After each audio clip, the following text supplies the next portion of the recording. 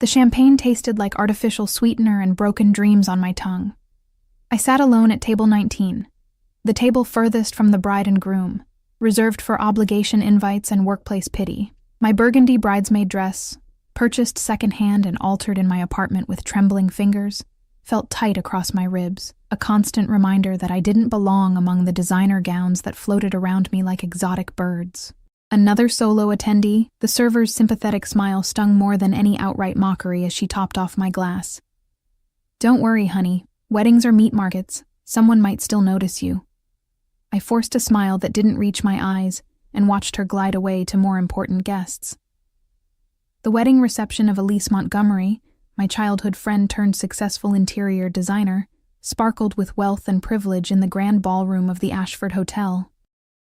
Crystal chandeliers cast diamonds of light across marble floors, where I'd never be able to afford even a coffee in the lobby. The centerpiece on my table, a towering arrangement of white orchids and sterling roses, probably cost more than my monthly rent. The strings of the quartet vibrated through the floor, through the delicate bones of my ankles, as I shifted uncomfortably in my chair. I shouldn't have come. Elise and I hadn't been close since high school, when her family's money had sent her to an exclusive boarding school while I stayed behind, working part-time jobs to help my single mother keep our electricity on. But the invitation had arrived, thick cream cardstock with gold embossing that felt like a guilt trip, and a lifeline simultaneously. "You should come," she'd said during our awkward coffee meetup, her diamond engagement ring catching the light with every gesture. "It'll be fun, and maybe you'll meet someone. God knows you need to get out more, Sophie." Now, surrounded by clusters of laughing guests who didn't bother to glance my way, I regretted my decision. My phone battery hovered at 12%, not enough to fake important texts for the next 3 hours until I could politely leave. The half-empty champagne glass before me promised temporary relief, but I'd already begun to feel the dangerous warmth of alcohol that might lead to tears if I wasn't careful. The sudden hush that fell over the room wasn't immediate. It rippled outward from the entrance like a stone dropped in still water. Conversations stuttered and died. The quartet faltered for just 2 beats before resuming with renewed vigor. I turned, curious despite myself. 3 men entered. No, 1 man entered, flanked by 2 others. Even from across the ballroom, I could feel the difference.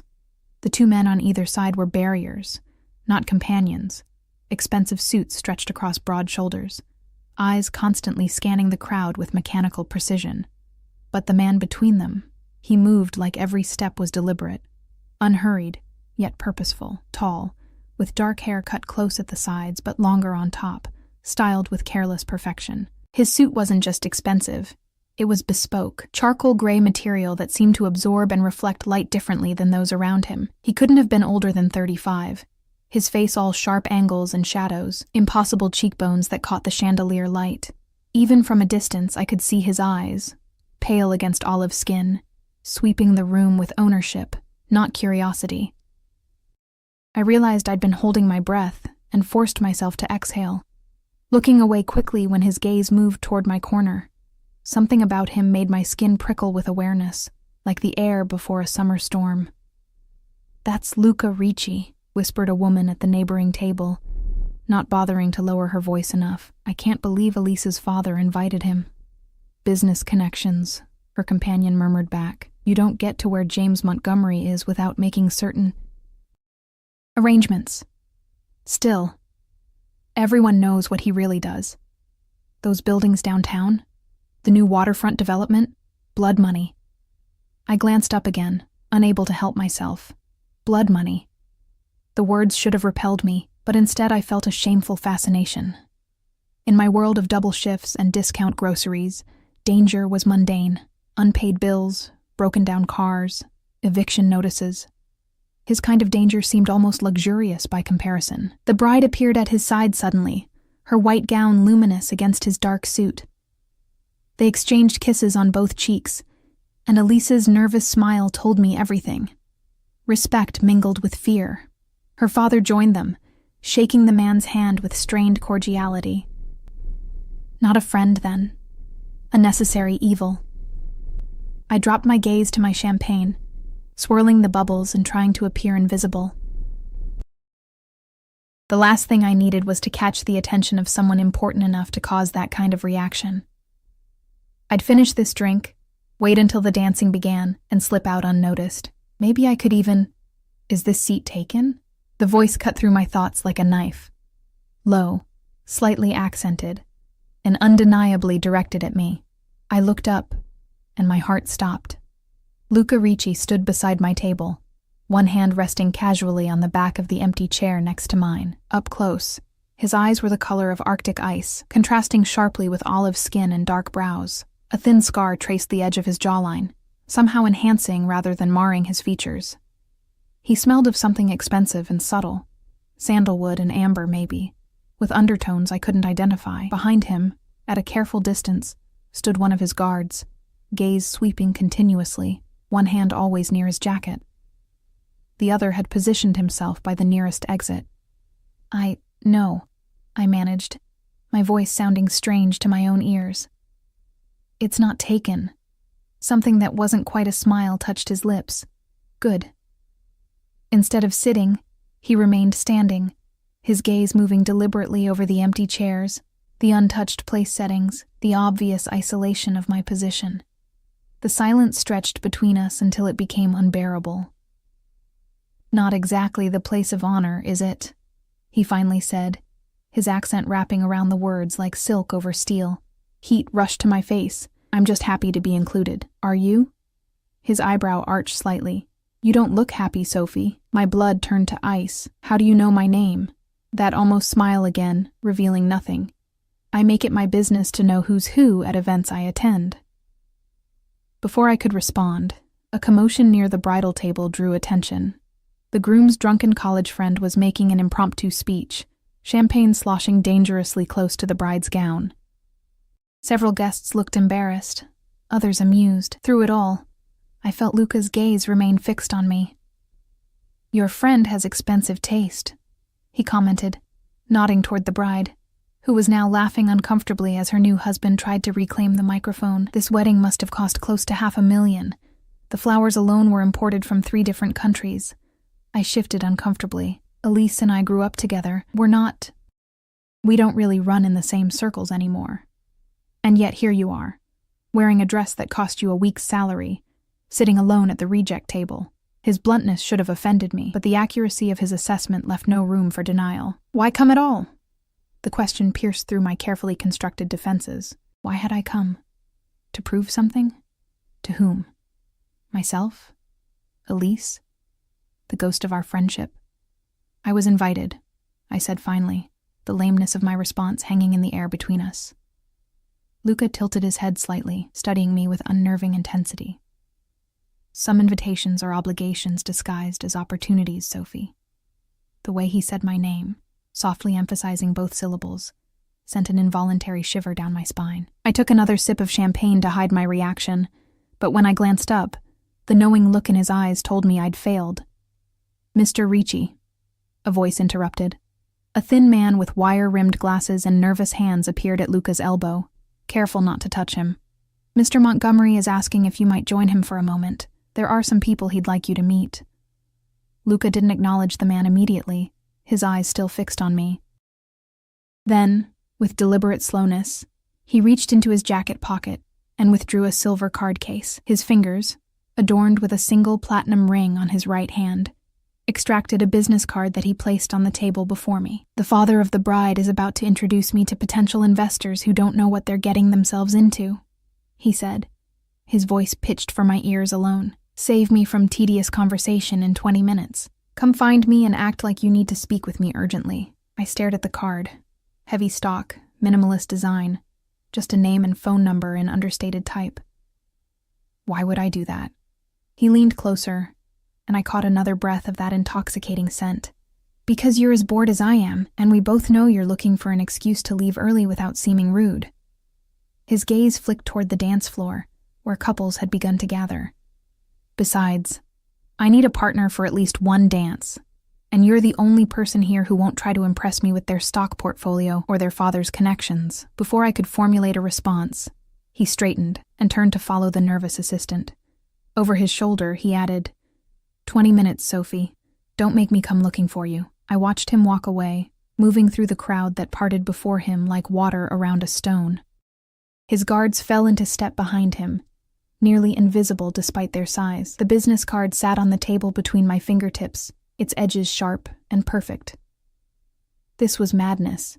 I didn't know this man, beyond whispers of blood money, and the instinctive wariness he inspired in everyone around him. Engaging with him would be like voluntarily stepping into quicksand. The sensible thing, the safe thing, would be to leave now, card untouched, and forget this strange encounter. Instead, I slipped the card into my clutch and checked the delicate vintage watch that had been my grandmother's, the only piece of jewelry I owned worth anything. 18 minutes.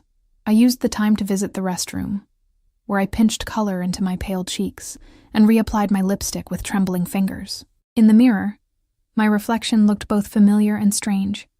Brown eyes too wide, dark hair pulled back in a style I'd copied from a YouTube tutorial, the second-hand dress that fit well enough but lacked the effortless luxury of those around me. "What are you doing?" I whispered to my reflection. No answer came.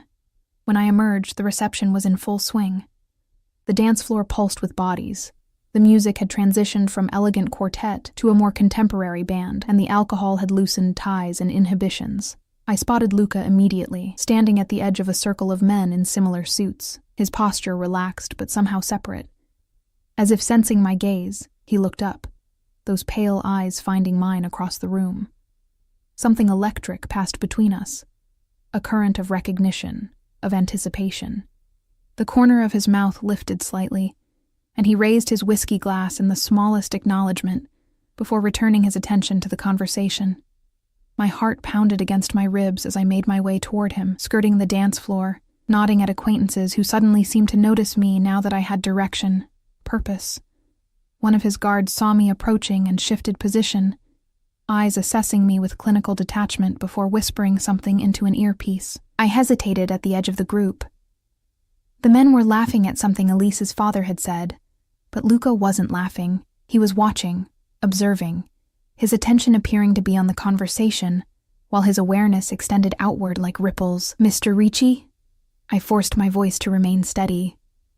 "I'm so sorry to interrupt." All eyes turned to me. James Montgomery's smile faltered, his gaze sliding from me to Luca with poorly concealed displeasure. "Ah, Sophie."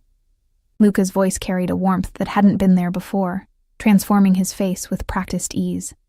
He extended his hand toward me, and I took it without thinking. His fingers closed around mine, warm and firm. "Gentlemen, if you'll excuse me. This is important." Without waiting for their response, he guided me away, his hand moving to the small of my back with casual possession. The guard fell into step behind us, maintaining a discreet distance. "Perfect timing," he murmured, steering me toward a quieter corner near tall windows that overlooked the city lights.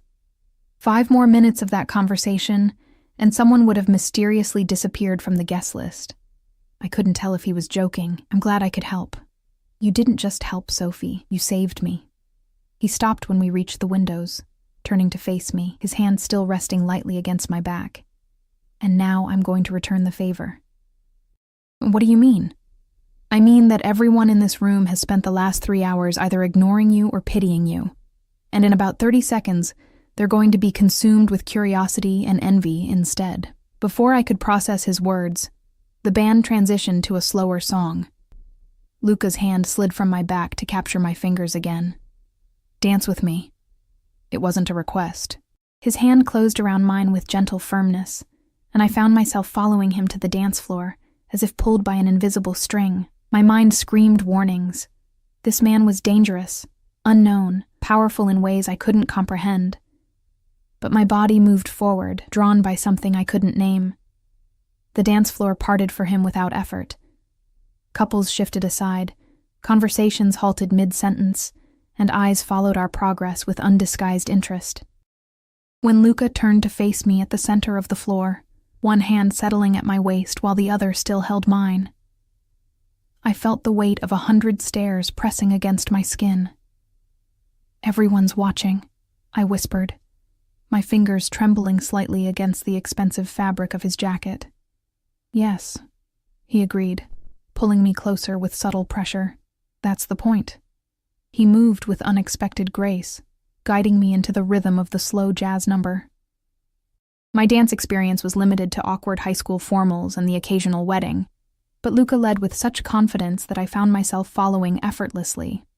His body telegraphed each step before it happened, making me appear far more coordinated than I was. "Relax," he murmured, his breath warm against my ear. "You're doing fine. Why are you doing this?" The question escaped before I could stop it. "Why me?" His pale eyes studied me for a long moment, and I had the unsettling feeling he was seeing past the careful mask I'd constructed for the evening, straight to the insecurities beneath. "Perhaps I saw something familiar," he finally said, his accent deepening. "Someone who doesn't belong, but is trying very hard to pretend otherwise." I stiffened in his arms. I was invited. So was I. A ghost of a smile touched his lips. "That doesn't mean either of us was wanted." The truth of his words stung more than I cared to admit. I glanced over his shoulder, catching Elise watching us from her seat at the head table. Her perfect features creased with confusion and concern. Near her, James Montgomery was deep in conversation with another man, his gestures agitated as he repeatedly glanced our way. "Your presence seems to be causing some distress," I noted, nodding subtly in their direction. Luca didn't bother to look. "Montgomery owes me favors he can't repay." My invitation was his attempt at public reconciliation. His thumb traced a small circle against my waist, an absent gesture that sent warmth spreading through my body. "But we're not here to discuss business. Tell me about Sophie." "There's nothing to tell." "I disagree." We turned slowly, his steps guiding me away from a couple who'd ventured too close. "You work at the public library downtown. Children's section. You live alone in an apartment on Westwood, where the rent increases every year while the maintenance decreases. Your car is at least 10 years old, but you keep it immaculate. You have coffee every Tuesday at Blackbird Cafe, always the same table by the window, always with a book." Cold fear washed over me, replacing the warmth that had been building. I tried to pull away, but his arm tightened almost imperceptibly, keeping me close. "How do you know all that?" My voice had dropped to a whisper. "Don't look so frightened," he said, though his expression suggested my fear pleased him somehow. "I told you. I make it my business to know who's at events I attend. When I saw your name on the guest list, I became curious. That doesn't explain why you'd investigate a random bridesmaid. Nothing about my investigations is random, Sophie." The music was building toward its conclusion, and he adjusted our steps accordingly, drawing me even closer. And my curiosity was rewarded. "You're much more interesting than your circumstances suggest." I couldn't decide if I was flattered or terrified. Perhaps both. "Most people don't consider librarians particularly fascinating. Most people are idiots," he said it matter-of-factly without malice. "They see the surface, a woman in a second-hand dress at a wedding where she doesn't belong, and they dismiss you. They don't see the woman who reads Russian literature in the original language, who volunteers at the homeless shelter on Sundays, who saved 3 months of coffee money to buy art supplies for the children's program." The music ended, but he didn't release me immediately. Instead, he leaned closer, his lips nearly brushing my ear. "I see you, Sophie. That's why I chose you." Before I could respond, he stepped back, keeping only my hand in his, the spell of the dance floor broken. I became acutely aware of the attention we'd attracted. Elise was now standing, making her way toward us with determination, her white gown swishing angrily against the floor. "I believe your friend wants to reclaim you," Luca said, watching her approach with mild amusement. "Come. I need some air, and you need an escape before she interrogates you." He led me from the dance floor with the same confident ease, his hand now resting possessively at the small of my back. One of his guards materialized ahead of us, opening a side door that led to a private terrace I hadn't known existed. The second guard remained inside, positioned to intercept anyone who might follow. The night air hit my flushed skin like a blessing. The terrace overlooked the city skyline, lights twinkling against the darkness like fallen stars. Luca guided me to the stone balustrade, but didn't remove his hand from my back. "Better?" he asked. I nodded. drawing a deep breath of cool air. "How did you know about the Russian literature?" He smiled, a real one this time that transformed his face from handsome to breathtaking. "You left your copy of Anna Karenina on your table at Blackbird last Tuesday. Original text, well worn, with your notes in the margins." "You were there?" I tried to recall the patrons of the small cafe, but couldn't place him among them. "No." He turned, leaning his hip against the balustrade, studying me, but my men were. They took pictures. The casual admission sent a chill through me despite the warmth of his hand still resting against my spine. "Why? I'm nobody, that's where you're wrong." His voice had dropped lower, more intimate somehow, though we were completely alone on the terrace. "You're exactly who I need." Before I could ask what he meant, the terrace door opened. Luca's guard stepped aside to admit a server carrying a tray with 2 glasses of champagne. The man set the tray on a small table, bowed slightly, and retreated without a word. "I didn't order any drinks," I said, confusion momentarily displacing my unease. "I did," before we arrived. Luca released me to retrieve the glasses, offering one to me. I find it's best to anticipate needs before they arise. I accepted the champagne, noting that it was different from what had been served inside. The liquid a deeper gold, the bubbles finer. One sip confirmed my suspicion. This was exponentially more expensive than what had been poured at my table. "So," I said, gathering my courage, "are you going to tell me what this is really about? Why you've been having me followed? Why you singled me out tonight?" He took his time answering, sipping his champagne and looking out over the city lights. When he finally spoke, his voice had a different quality, harder, more businesslike. "Your friend Elise's new husband, David Chen. You knew him before they met, didn't you?" The question caught me off guard. "Yes. We worked together briefly at the university library before he moved to his current firm. That's how they met. He came back to donate some rare books, and Elise was redesigning the reading room." I frowned, uncertain where this was leading. "Why?" "And you dated." It wasn't a question. Heat rushed to my face, part embarrassment, part indignation. Very briefly, it was nothing serious, just a few dinners before he met Elise. I set my glass down on the balustrade with more force than intended. "Is that what this is about? You're digging into my failed dating history for some business reason? Is David involved in something?" Luca's expression remained impassive, but something dangerous flickered in his pale eyes. "David Chen has been moving money through charitable foundations, including substantial donations to the library where you work. On the surface, it appears philanthropic. Underneath, it's something else entirely." My mind raced, trying to connect the dots. The library had indeed received a major anonymous donation 6 months ago. Funds earmarked specifically for the children's program I ran. It had seemed like a miracle at the time, allowing us to expand services we'd been forced to cut due to budget constraints. "Are you saying David made those donations? That they're, what, illegal?" "I'm saying that Mr. Chen has been laundering money for competitors of mine, using his position at his investment firm and his connections to charitable organizations."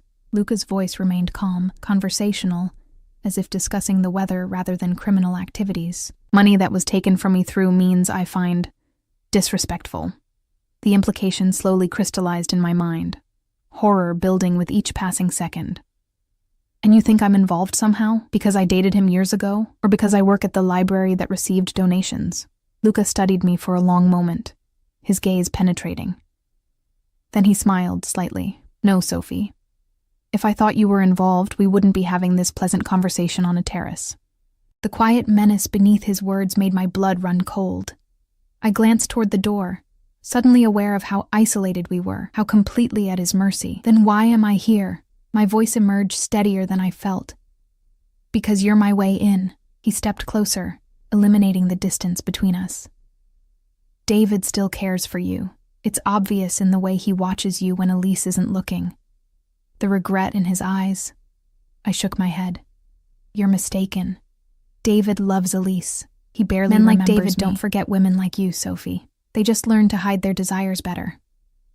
His hand came up to brush a strand of hair from my face, his touch feather-light yet commanding. "And I need you to help me use that desire to recover what's mine. Understanding dawned with sickening clarity. You want me to… what? Seduce him? Spy on him? I won't do it. Nothing so crude. His fingers lingered against my cheek. I simply need you to renew your friendship. Accept his offers of support for your library programs, meet with him when he suggests it, and occasionally share what you learn with me. I stepped back, bumping against the balustrade, and if I refuse, something cold and reptilian moved behind his eyes, there and gone so quickly I might have imagined it. The funding for your beloved children's programs would unfortunately dry up. The library might face unexpected tax audits, zoning issues. Your apartment building could change ownership, leading to eviction for all tenants during necessary renovations. Your mother's nursing home might suddenly find her insurance coverage insufficient. Each threat was delivered in the same conversational tone, making them all the more terrifying. I stared at him. This beautiful man who had danced with me so tenderly minutes ago, now revealing the monster beneath the charm. Why me? I whispered. Why not use one of your own people? Because you're already trusted, you have history. And most importantly, he reached out again, this time trailing his fingers down the exposed skin of my arm. You have something no one I employ possesses. Genuine innocence. David will never suspect you because you are exactly what you appear to be. A kind, hard-working woman who cares deeply about books and children and making the world a little better. His words, meant to manipulate, still pierced me with their accuracy. I turned away, looking out at the city lights that now seemed cold and distant. How long? I asked, my voice hollow. Until I have what I need. And then what? You'll just let me go back to my life? He moved to stand beside me, his shoulder brushing mine. If you serve me well, Sophie, your life will be considerably improved. The children's programs will receive funding beyond your wildest dreams. Your mother will have the best care available. Your career will advance. And if I go to the police right now? Luca laughed softly. With what evidence? The word of a librarian against one of the city's most respected businessmen? Besides, he added, his voice dropping to a whisper, half the department is on my payroll. The other half knows better than to interfere in my affairs. I closed my eyes, feeling trapped in a nightmare I couldn't escape. Everything in me rebelled against what he was asking, yet I could see no way out that didn't result in destruction, not just for me, but for everyone I cared about. I need your answer, Sophie. His hand settled on my waist again, warm and heavy through the thin material of my dress. Will you help me? Before I could respond, the terrace door opened again. Luca's guard appeared, his expression tight. Sir, Montgomery is looking for you. He's becoming insistent. Luca's jaw clenched momentarily, the only sign of irritation he allowed himself. Tell him I'll be there shortly. The guard nodded and withdrew, closing the door behind him. It seems our time is cut short, Luca said, turning back to me. I'll need your decision, Sophie. I don't have a choice, do I? The words tasted bitter on my tongue. We always have choices. He stepped closer, until I could feel the heat radiating from his body. Some are just more difficult than others. His proximity was overwhelming. The subtle scent of his cologne, the warmth of his breath, the intensity of his gaze. Despite everything, despite knowing what he was and what he wanted from me, my traitorous body responded to him, heart racing, skin flushing. If I do this, I said, forcing strength into my voice, I have conditions. His eyebrow arched in surprise, then amusement. Conditions? No one gets hurt. Not David, not Elise, not anyone else. This is between you and him. I won't help you punish innocent people. Luca studied me for a long moment, something like respect flickering in his eyes. Agreed. No innocent blood. As for David, he shrugged elegantly. That depends entirely on his cooperation. It wasn't the guarantee I wanted, but I suspected it was the best I would get. And when it's over, you'll leave me alone. Completely. No more surveillance. No more involvement in my life. This time, he didn't answer immediately. His hand came up to cup my face, thumb brushing across my cheekbone with surprising tenderness. We'll discuss terms when the time comes. For now, he leaned forward, his lips brushing my ear. I need to return inside before Montgomery sends a search party. You should wait 5 minutes, then follow. We shouldn't be seen leaving together. He pulled back slightly, his eyes searching mine. Whatever he saw there must have satisfied him, because he nodded once, decisively. I'll contact you tomorrow with details. Until then, Sophie. With that, he released me and walked to the door, his movements fluid and controlled. Just before exiting, he paused, looking back over his shoulder. Thank you for the dance. It was the only sincere moment of my evening. Then he was gone, leaving me alone on the terrace with the weight of what I'd just agreed to pressing down on my chest like a stone. I turned back to the city lights, gripping the balustrade until my knuckles turned white, trying to steady my breathing. What had I done? What had I agreed to? And why? Despite the fear and moral revulsion churning in my stomach, did part of me feel more alive than I had in years?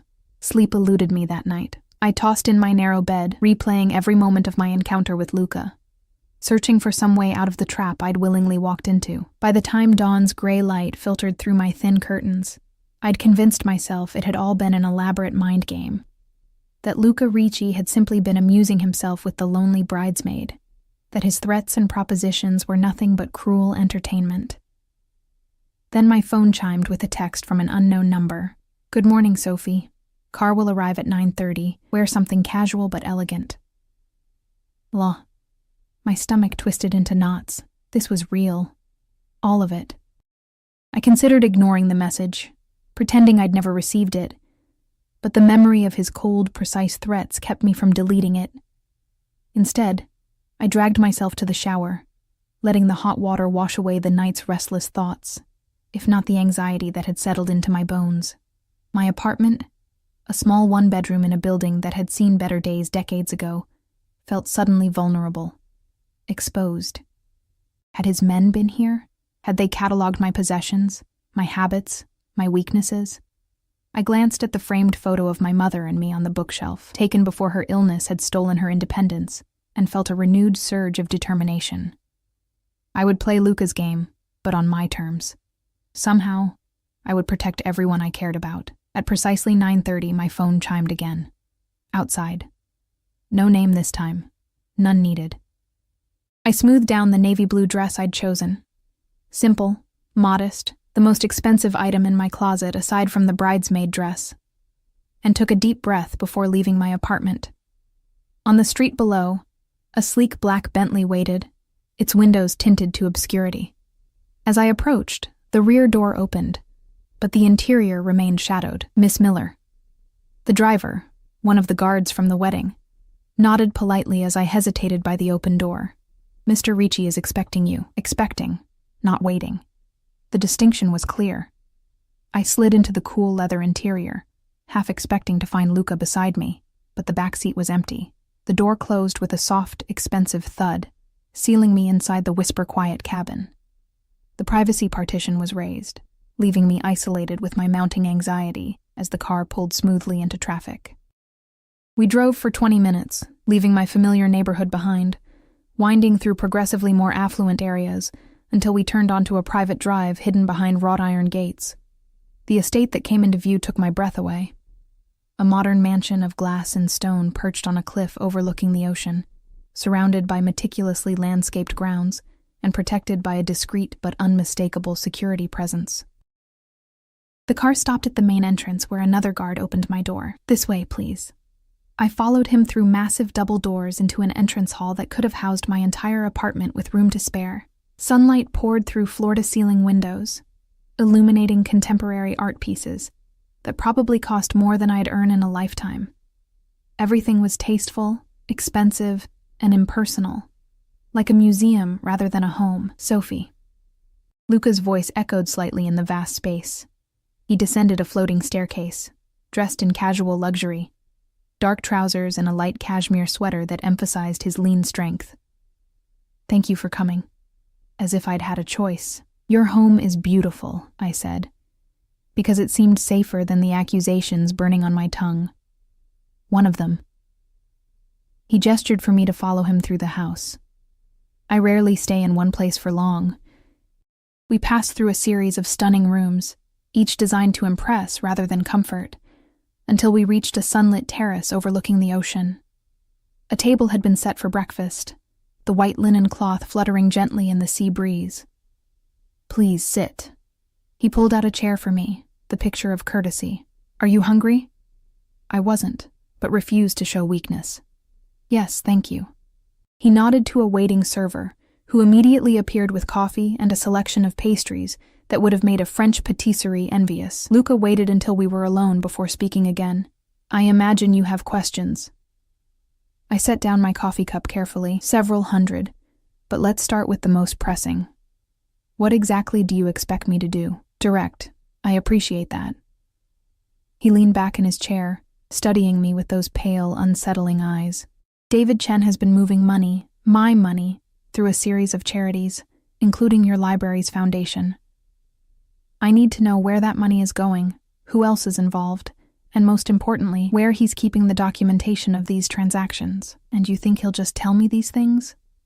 A librarian he briefly dated years ago? No, but I think he'll try to reconnect with you, especially now that he's seen you with me. Luca's lips curved in a cold smile. Human nature is predictable. He'll be curious, perhaps even concerned. He'll want to know what your relationship is with someone like me. I frowned. You planned that? The dance, making sure everyone saw us together? I plan everything, Sophie. He said it without arrogance, a simple statement of fact. When David approaches you, and he will, you'll express mild concern about library funding. Mention the recent anonymous donation. Watch his reaction. And if he doesn't approach me, he will. Luca sipped his coffee with absolute certainty. But if something delays him, we'll create another opportunity, perhaps a fundraising event for the library, where your paths would naturally cross. The casual way he discussed manipulating people's lives, my life, made my skin crawl. Yet I couldn't deny his strategic mind. The careful construction of his trap. What happens when I get this information? I asked, trying to keep my voice steady. What will you do with it? With him? Luca set down his cup, his expression unreadable. That depends entirely on what we discover, and how cooperative Mr. Chen decides to be.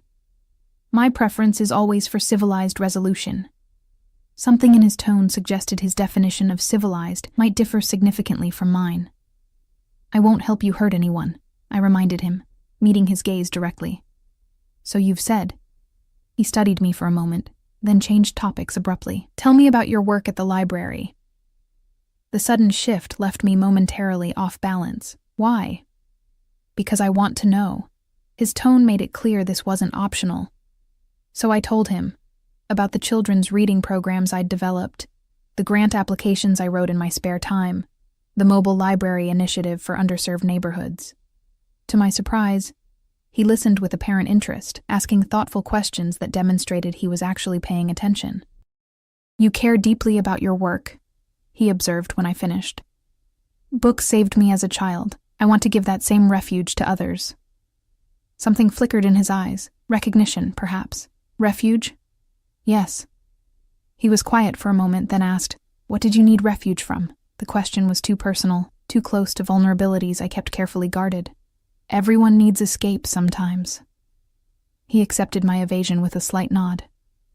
True enough. A discreet cough announced the arrival of one of his men, different from the wedding guards, this one older, with graying temples and shrewd eyes. Everything is arranged, sir, the man said.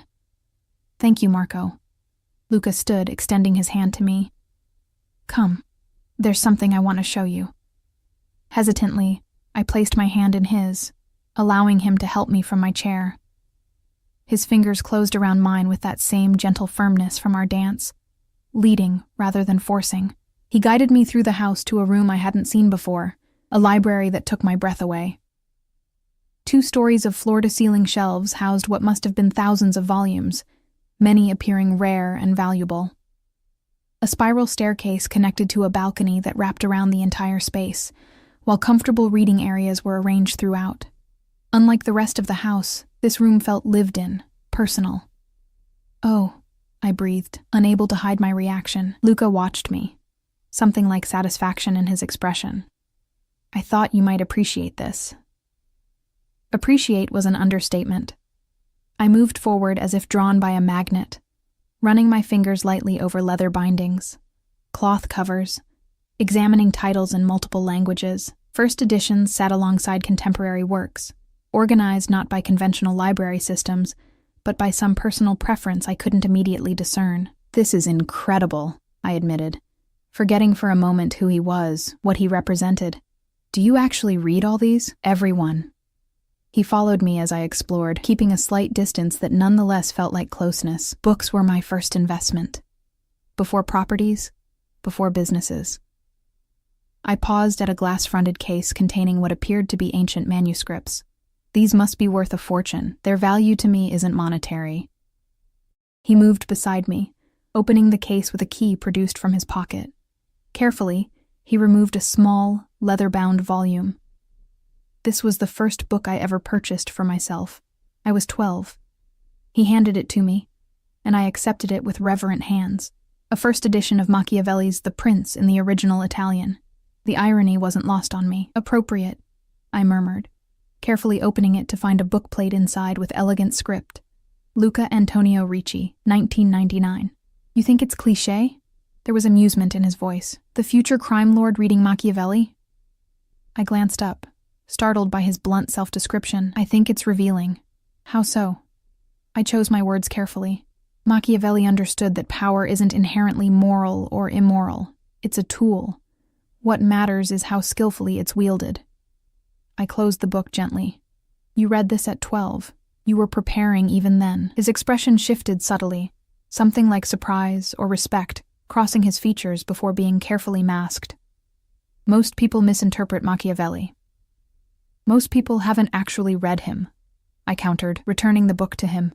His fingers brushed mine as he took it. "The contact brief but electric. Full of surprises, aren't you, Sophie?" Before I could respond, a phone rang somewhere on his person. He checked it with a frown, then replaced the book in its case. "Business," he said, the warmth that had crept into his voice now gone. "I need to take this. Marco will show you around the grounds while I deal with this matter." Just like that, the moment, whatever it had been, was broken. The older man appeared in the doorway as if summoned, his expression professionally neutral. "Of course," I said, trying not to show my relief at the reprieve from Luca's intense presence. "Thank you for showing me your library." He nodded, already distracted by whatever the call entailed, and left me with Marco, who led me through French doors onto manicured grounds that sloped toward the cliff's edge. "Mr. Ricci rarely shows guests his private collection," Marco commented as we walked. His tone was conversational, but I sensed an undercurrent of assessment. "It's impressive," I said noncommittally. "Indeed." He glanced at me sidelong. "You're not what I expected." "And what did you expect?" A small smile touched his weathered face. "Mr. Ricci's companions are usually more decorative than substantive." I bristled at the implication. "I'm not his companion." "No," Marco agreed, his gaze too perceptive for comfort. "You're something else entirely." We continued in silence after that, walking through gardens that would have made landscape architects weep with envy. Everything was perfect, controlled, beautiful, like Luca himself. Yet there was something hollow about it all, as if the beauty was a facade covering something darker beneath. An hour passed before Luca rejoined us, his expression unreadable as he approached. "I apologize for the interruption. Business matters can't always wait." "Of course," I said, wondering what business had required his attention. Nothing legal, certainly. "Unfortunately, our day must be cut short." He gestured toward the house, where I could see the Bentley waiting in the circular drive. "Marco will take you home. We'll continue our discussion soon." The abrupt dismissal caught me off guard. "That's it? I came all this way for breakfast and a tour?" A flash of something, amusement, irritation, crossed his face. "Consider it an introduction, Sophie. There will be more meetings, I assure you." He stepped closer, into my personal space, and before I could react, he leaned down and pressed his lips to my cheek. A gesture that might have appeared affectionate to observers, but felt like a brand against my skin.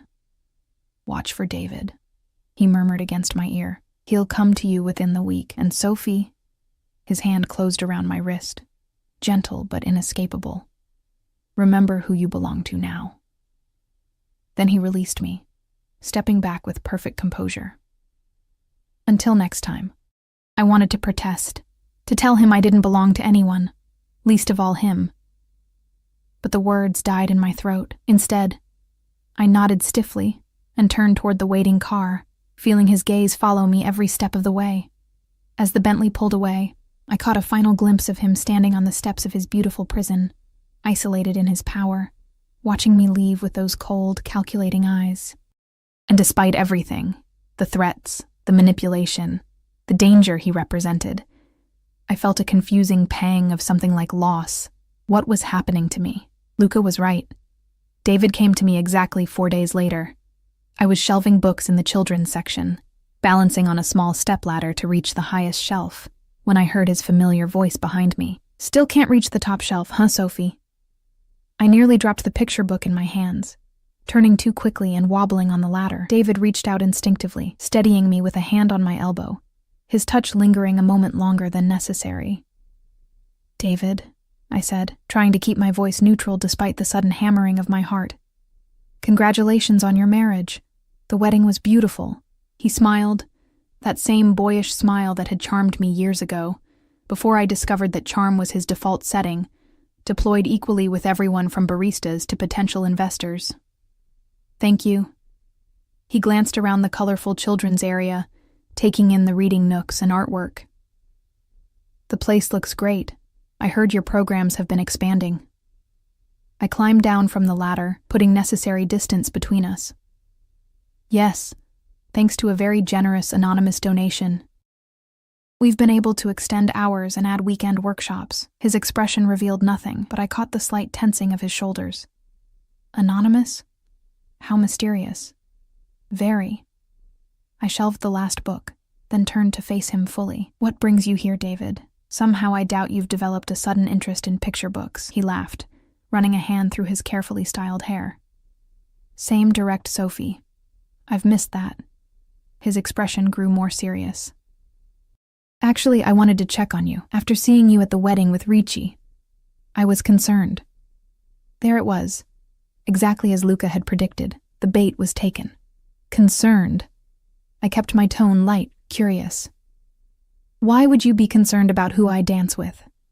David stepped closer, lowering his voice though no one was near enough to overhear. "Sophie, do you know who Luca Ricci is? What he does?" I feigned mild confusion. "He's some kind of developer, isn't he? He mentioned buildings downtown. That's his legitimate front." David's expression was grave, his concern appearing genuine, "but it's not how he made his fortune. He's dangerous, Sophie. Not someone you want to get involved with." "We just danced, David." I turned away, busying myself with straightening books that didn't need straightening. "Besides, I'm sure your new wife wouldn't appreciate you monitoring my dating choices." His hand caught my wrist, an echo of Luca's parting gesture that sent an uncomfortable shiver through me. "This isn't about Elise. It's about your safety. Ricci he's not who you think he is." I pulled my arm free, noticing how different his touch felt from Luca's. Less commanding, less affecting. "And you know this how?" He hesitated, eyes darting around the library before returning to me. "I've encountered him professionally. There are rumors, investigations. Just be careful, okay?" "I appreciate the concern," I said, softening my tone. "But really, it was just a dance." He was being kind to someone sitting alone. David studied me, doubt evident in his expression. "Luca Ricci doesn't do kindness without purpose, Sophie. If he approached you, he wants something." The irony of his warning, accurate but for entirely different reasons than he suspected, almost made me laugh. Instead, I let worry creep into my expression. "You're scaring me a little, David. What exactly are you suggesting?" He sighed, running a hand through his hair again. "Look, I shouldn't be telling you this, but..." He glanced around once more, then continued in a near whisper. "There's a federal investigation into some of Ricci's business dealings. Money laundering, specifically. If he's showing interest in you, it might be because of your connection to me." I widened my eyes, letting authentic shock show, though not for the reasons he assumed. "Why would my connection to you matter? We barely dated, and that was years ago." because of my firm's involvement with certain charitable foundations. His expression grew increasingly uncomfortable, including the one that funds this library. And there it was. The confirmation Luca needed, offered freely because David thought he was protecting me. "Wait," I said, alarm rising in my voice. "Are you saying the donation we received? Did it come from him? From illegal activities?" No. David rushed to reassure me, placing his hands on my shoulders. "The money is clean by the time it reaches you. The foundation is legitimate. But the sources..." He trailed off, clearly saying more than he intended. I stepped back, wrapping my arms around myself. "I don't understand any of this, David. Why are you really here? What do you want from me?" His expression shifted, became more earnest. "I want you to be safe. If Ricci contacts you again, call me immediately." He pulled a business card from his wallet, pressing it into my palm. "Day or night. And if he asks about me, about my work, about the foundation, tell me, please." I stared at the card. Heavy stock with embossed lettering, so similar yet so different from the one Luca had given me at the wedding. "You're asking me to spy on him. I'm asking you to protect yourself," David insisted. "And yes, to help stop someone who's hurting a lot of people." The irony was almost too much to bear. Two men, both asking me to betray the other, both claiming moral high ground while standing in shadows. "I need to get back to work," I said finally, tucking the card into my pocket. "But I'll be careful, and I'll call if anything seems wrong." Relief washed over his features. "Thank you, Sophie." He hesitated, then added, "Maybe we could get coffee sometime, talk more about this? There's a lot you should know if Ricci is targeting you." I recognized the opening Luca had predicted. "I suppose that would be okay, for safety reasons." "For safety," David agreed, though something in his eyes suggested other motivations. "I'll text you." After he left, I locked myself in the staff bathroom, hands trembling as I pulled out my phone. Luca had instructed me to contact him immediately after any interaction with David, but now, faced with the reality of betraying someone, even someone potentially involved in illegal activities, my resolve wavered. What was I doing? Who was I becoming? Before I could reconsider, I typed a brief message to the number Luca had contacted me from. "David came to the library, warned me about you. Confirmed foundation connection. Wants to meet for coffee." The response came almost instantly. "Well done. Accept the coffee invitation. Car will pick you up at 8 tonight. We need to discuss strategy." My stomach twisted with dread and something else, something I refused to name. I stared at my reflection in the bathroom mirror, searching for signs of the person I'd been just days ago, before Luca Ricci had pulled me into his dark orbit. That woman was already fading, replaced by someone I didn't recognize. Someone capable of deception, of betrayal. Someone who, despite everything, felt more alive than she had in years. Luca was waiting in the Bentley when it arrived outside my apartment that evening. He wore a dark suit despite the casual setting, his presence filling the spacious interior with tension and unspoken power. "Sophie," he greeted me, his voice warming slightly around my name. "Right on time." I slid into the seat beside him, immediately aware of his scent, his proximity. "Do we really need to meet in person just to discuss a coffee date? I prefer face-to-face conversations for important matters." He studied me with those penetrating eyes. "Tell me everything David said, word for word." I recounted the conversation as accurately as possible, watching Luca's expression shift subtly at key moments, the confirmation of the foundation connection, David's mention of federal investigations, his apparent concern for my safety. "Interesting," he murmured when I finished. "He's worried, more than I anticipated. He seems genuinely concerned that you're using me to get to him." Luca's mouth curved in a cold smile. "He's not entirely wrong. So what happens now?" I asked, trying to keep the tremor from my voice. "You meet him for coffee, express concern about the library funding, ask innocent questions about the foundation, about the vetting process for donations." He reached into his jacket pocket and withdrew a small device. "And you'll wear this." I stared at the object in his palm, a delicate silver bracelet with a small charm. "A recording device? Among other things," he confirmed. It also tracks your location for your protection. My protection, I repeated skeptically. Or your control. Something dangerous flashed in his eyes. In my world, Sophie, they're the same thing.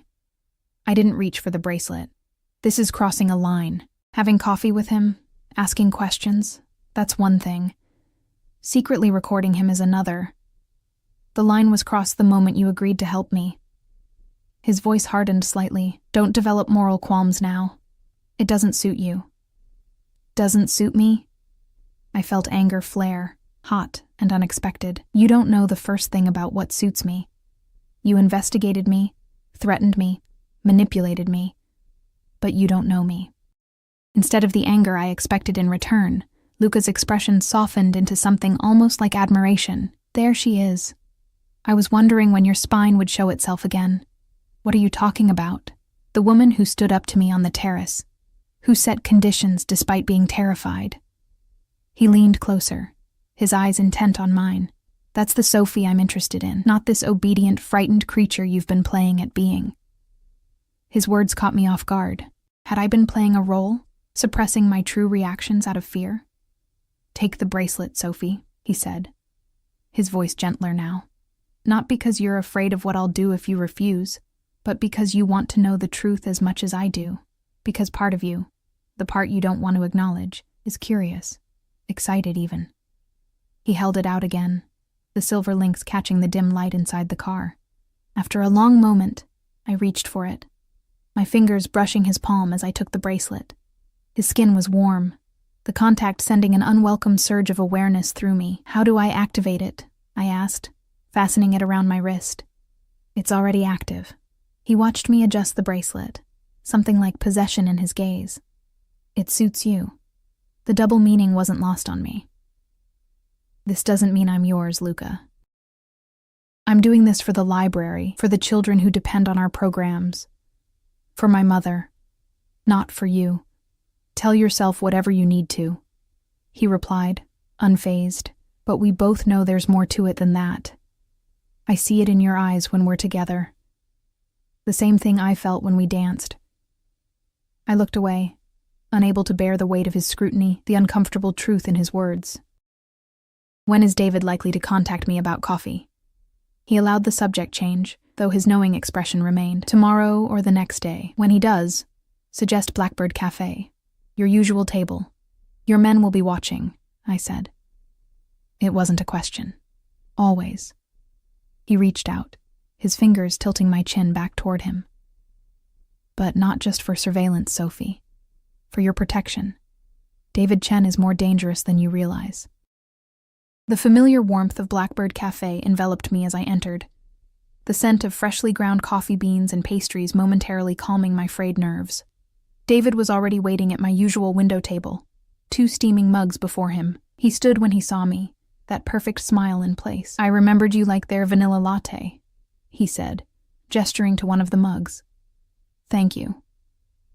I slid into the seat across from him, hyper-aware of the silver bracelet on my wrist. It felt heavier than its delicate appearance suggested, weighted with betrayal and secrets.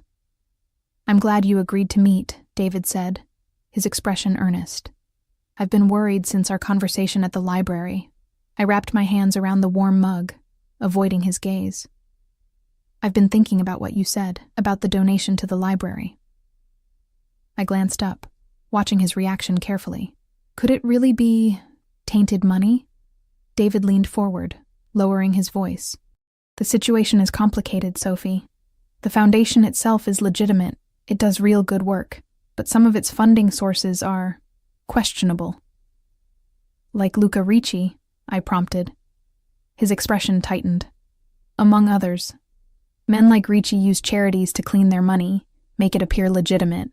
They get tax benefits, positive PR, and a way to move funds that won't trigger regulatory flags. And so our children's programs are being funded by criminal activities? I let genuine distress color my voice. That's horrifying. The money itself isn't the problem, David clarified, reaching across the table to cover my hand with his. The gesture felt hollow compared to Luca's controlled touches. The good work you're doing remains good. But the source... I pulled my hand away, fidgeting with my bracelet. Has he contacted me again, Luca. David's posture changed instantly, alert and tense. When? What did he want? He invited me to his home, I admitted, the partial truth feeling safer than complete lies.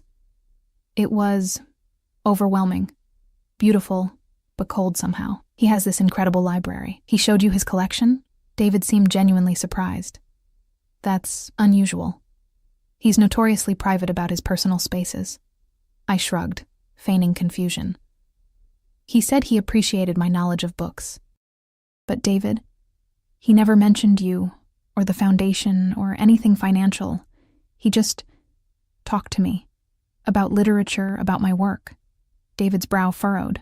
That doesn't make sense. Unless... His expression shifted, realization dawning. Unless he's playing a longer game. Building trust before using you. Using me for what exactly? I pressed. You keep hinting at things but never speaking plainly. If you want my help, I need to understand what I'm involved in. He hesitated, internal conflict visible on his features. Finally, he sighed. Sophie, the less you know, the safer you are. But I can tell you this. Ricci believes I've taken something that belongs to him. Money, specifically. He's been looking for leverage against me for months. And you think I'm that leverage because we dated briefly years ago? Because of who you are, David corrected. Honest, genuine. Someone I still care about, despite everything. His eyes softened. He'll try to use that against me. The irony wasn't lost on me. Both men claiming the other was using me, both manipulating my emotions for their purposes.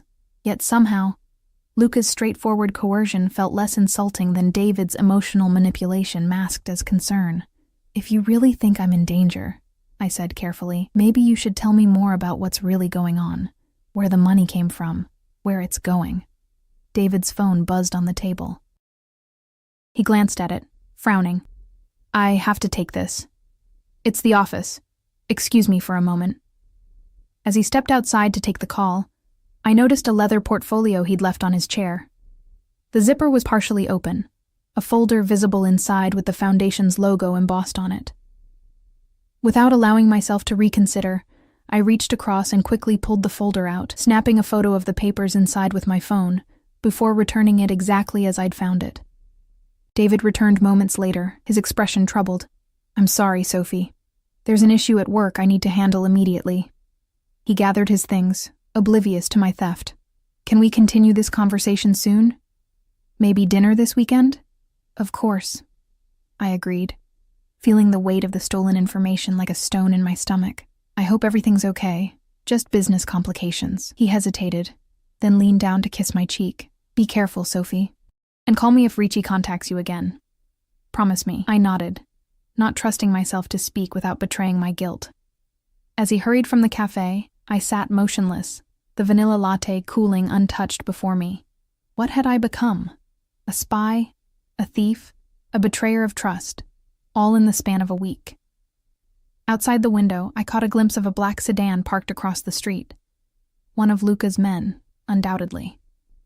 Always watching, he'd said. The bracelet felt suddenly tight around my wrist, a beautiful shackle connecting me to a man who had upended my carefully constructed life. My phone buzzed with an incoming text. Rooftop. Now. L. I looked up instinctively, spotting the sleek silhouette of the building across the street, its rooftop garden just visible from my vantage point. He was here? Had been watching the entire time? Against my better judgment, I left money for the untouched drinks and walked across the street.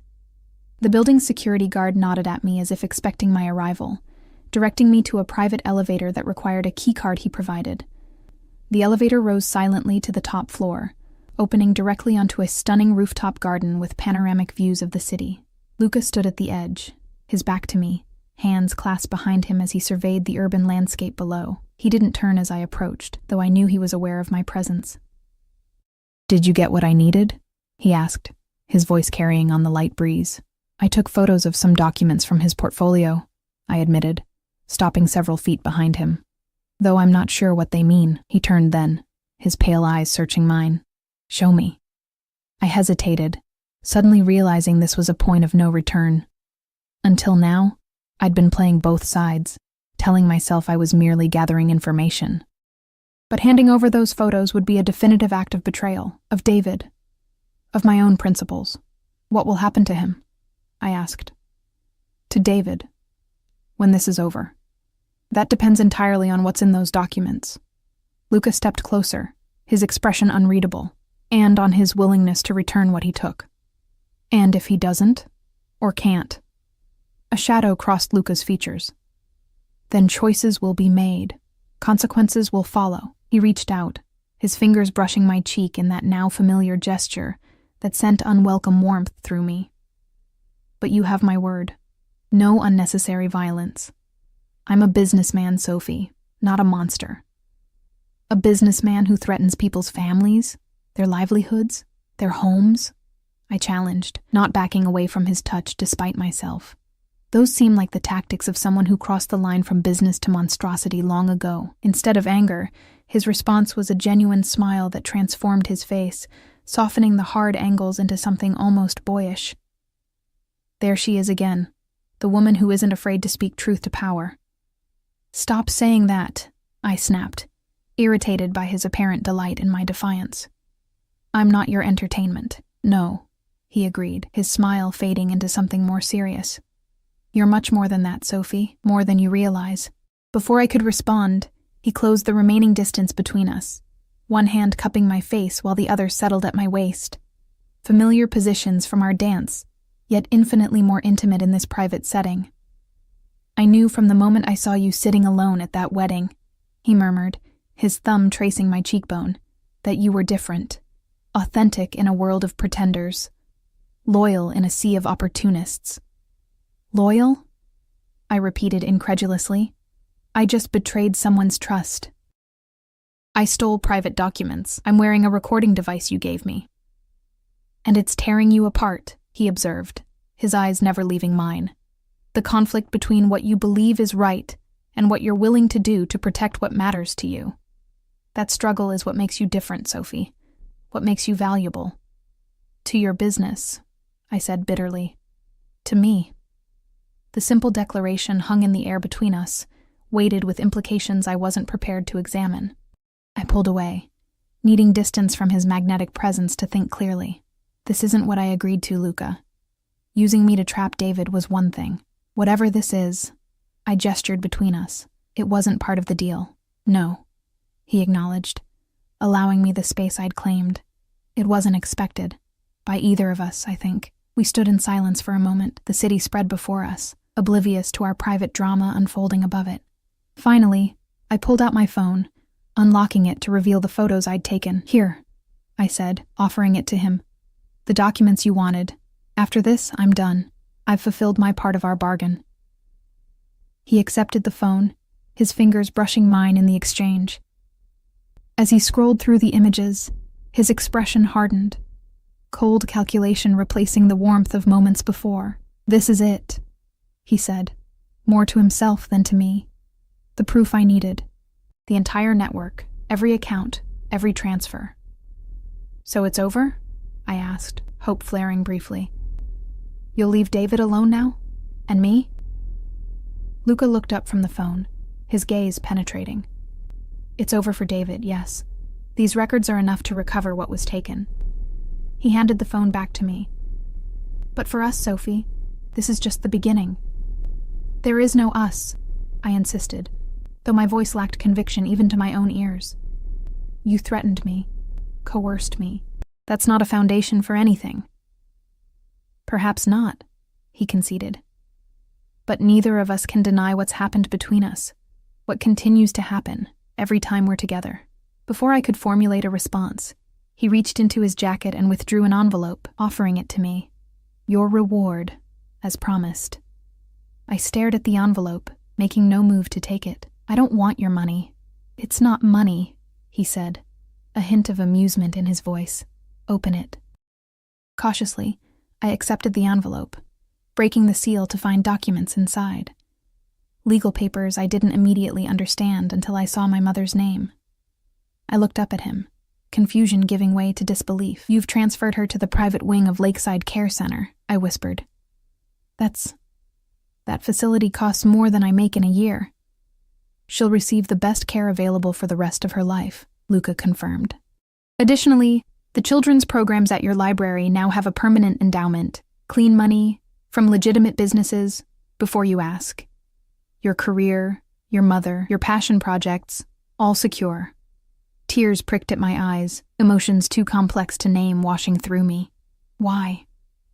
Why do all this? Luca stepped forward again, his hands coming to rest lightly on my shoulders. "Because some things, once found, are too valuable to lose." His meaning was unmistakable, hanging in the air between us like a tangible thing. I should have been repulsed, should have rejected everything he represented. Instead, I found myself leaning slightly toward him, drawn by something I couldn't explain or resist. "I'm not a possession, Luca," I said, my voice stronger than I felt. "I can't be bought or owned." "No," he agreed softly. "You can only be earned, and I'm a very patient man, Sophie." As the sun set behind the city skyline, painting the rooftop in gold and amber, I realized with startling clarity that I stood at a crossroads. Behind me lay the safe, predictable life I'd always known. Ahead, a path shrouded in shadow and light, danger and protection, with this enigmatic man who saw value in me that others had missed. The choice, despite everything, despite all logic and reason, had already been made. Perhaps it had been made the moment he'd approached my table at the wedding and said those first fateful words. "Act like you're with me, only now, it would no longer be an act.